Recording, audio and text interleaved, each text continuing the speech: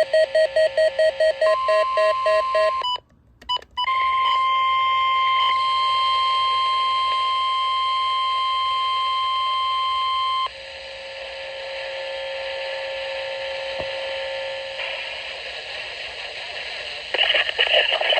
is NOAA Weather Radio, the 24-hour voice of your National Weather Service.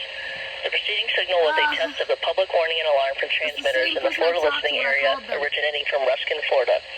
This was also a test of the SAME system, or Specific Area Message Encoder. The SAME system will alert only the county or counties affected by a particular warning.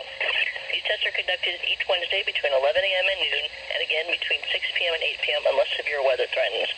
This concludes the weekly test. We now return to regular programming.